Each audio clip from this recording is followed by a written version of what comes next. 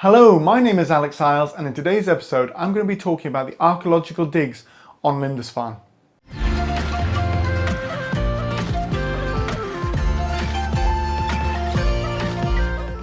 Welcome back.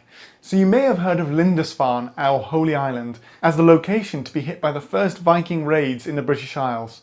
Now obviously Lindisfarne is famous for that. It's a location where obviously the Viking Age is said to have begun. But it was for much longer than that an ecclesiastical site in the north of England, founded by St Aidan, the Irish monk who came across and became Bishop of Lindisfarne in 635 AD. Lindisfarne grew to become one of the most important Christian sites in the northeast of England. And so what I'm going to talk about is the dig on Lindisfarne. So for the last 6 years, Durham University and a community archaeology project called Digventures have been working together to dig at Lindisfarne.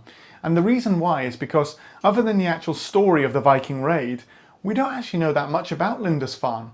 Other monasteries like Iona on the west coast of Scotland have been able to be excavated, and mainly because of the fact that Iona isn't very habited today and the monastery isn't covered by a village. But at Lindisfarne, you can see here, there's the Priory, the Norman Priory, which was built in the end of the 11th century up here in the northeast of England, as Durham Cathedral refounded Lindisfarne, or at least that's how the story goes. And so they then founded this priory right here, which was then built on until obviously King Henry VIII came along and separated the Anglican Church from the Roman Catholic Church, and then this was demolished and damaged by Henry VIII's commissioners. But the monastery, the Anglo-Saxon monastery, would have gone from where the priory is here and the Church of St Mary, and it goes right up underneath the village. It's really large. And when you've got to imagine these monasteries, you've got the fact that you've got a large community of monks. Alongside the monks, they're producing things like the Lindisfarne Gospels, or large books of the Bible, which would basically be put together so that people could read the scriptures, and they'd be distributed to kings or to high-ranking nobles or to bishops, and they'd be used for spreading the Christian message. Other books would be produced on the site as well. You've also got artistic works that would be used to decorate churches. You would have precious metal smithing, and actually while the dig's been going on at Lindisfarne, they found evidence for precious metal working, and also a large lime kiln which was used to make a cement-like material for building stone buildings in and around the site. You've also got to think as well of the huge amounts of food needed to sustain the monks and all the people who aren't a part of the monastery as well, who are providing other goods for the monastery as well.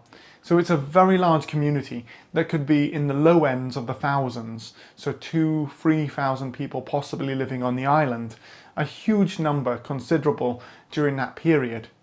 When you've got that going on as well, the monastery also is underneath this whole area behind me as well, and you can see I've also highlighted where the dig site is, and that's where they've been digging for the last 6 years. Now, archaeology is stripping back the layers. So if you imagine the top level is today, then what you have to do is you have to go back through time and then sit down and write down everything that you found, and then you're sort of like working in reverse. You're figuring out from the modern age right down to find out what you're discovering. Now, while you're discovering all that, they've had to dig through the modern period and right back down as well. And when the priory here was decommissioned, you've got to understand that some of this land here was used for burials beforehand. So you've got human remains that you have to be careful with. Alongside this as well, there's rubbish from the priory, whereas in animal bones and stuff like that have been thrown out after being butchered, and so they're mixed in as well. And then eventually you get down to the stone buildings. And in the last few years, they've actually started getting down till the 10th and 9th century monastery. So you're starting to look at something from around about the 900s, 800s. So not even yet to the point where we're looking at the actual monastery that was attacked by the Vikings in 793, though there could be elements of that building right there. So what we're dealing with is you're going through those levels and you're trying to put together a story from what's being discovered. And what's being discovered on the site is that the monastery at Lindisfarne didn't suddenly just get destroyed by the Vikings and then it was gone, but instead it was possibly either rebuilt or not even destroyed to a great level, and then was re-established and then continued to become a massive power player in the northeast as this huge church or ecclesiastical site which was producing but also influencing the way Northumbria worked. They've also looked into some of the geology of the area, and just behind me here you can see where I've marked out the original harbour.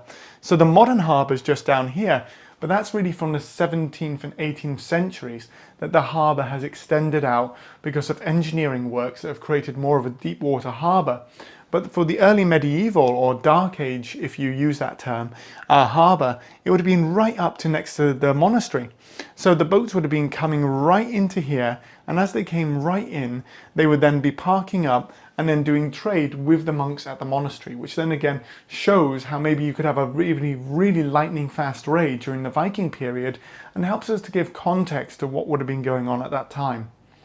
Also alongside this as well, during the digs, just down here as well, they've actually discovered what they think would have been an early church. So you can just see this on the Heath, which is a raised mound just next to the Priory, or just above the Priory. And when on the Heath they've discovered this, it's an early church, or it's been interpreted as an early church, as on the site right there. Now we don't necessarily know where it would have been, but it's probably a 9th century building, and it could be one of the church structures or a signalling post to signal out towards Bamborough, because just across the water in this direction is actually where Bamborough Castle is. So you would need a signalling post to actually signal out to Bamborough as well as a royal residence, maybe for protection or for trade, or for basically saying if the bishop was going out to see the king or things like that. And so there may have been a signalling point and a church on the site as well. We know from records that Aiden's original church was made of wood, and later on it actually became quite an important relic. So it was taken apart and a new stone-built structure was built around it. So it's possible that maybe Aiden built his wooden church up on the Heath, and it was then surrounded by the stone-built building so that it would be preserved. And then when the monks did leave Lindisfarne, that was taken as a relic as well across to Norham. So it's really interesting to see these various different layers of the archaeology and understanding what's going on here on Lindisfarne during this period. And that's why the dig's so amazing, because we're learning more and more about Anglo-Saxon Northumbria, and also maybe getting a new nuance as to how this worked. It's not just, you know, the Anglo-Saxon period where it's the end of the greatness of the Roman Empire and all the great things about the Romans, and then suddenly it's cut over. We've now got barbarians living in mud huts, and it's not great again until you get into the end of the Middle Ages. It's not the case whatsoever. We're seeing a very cultured, very beautiful society producing wonderful items, and with complex buildings and complex structures from this period. So what the dig is doing is they're actually helping us to understand what's going on here at Lindisfarne and really building that up as well. If you're interested in being a part of archaeology, I'd really suggest looking at the Digventures website, which you'll find in the link in the description below, and maybe sign up to one of their digs as well, because you can get the experience of doing some archaeology just like I have, and I think it's a wonderful thing to do. And obviously I'm doing a master's in archaeology, so I'm a little bit biased, but it's a wonderful way of getting more hands-on and understanding the past as well. In the meantime though, I really hope you've enjoyed the video, that you've learned something about archaeological digs and what's going on here at Lindisfarne, and that you'll join me for another video in the near future. If you'd like to support me further, I do also have a Patreon and a Ko-fi account down in the description, but no pressure whatsoever. In the meantime though, stay safe and well, and thank you so much for joining me.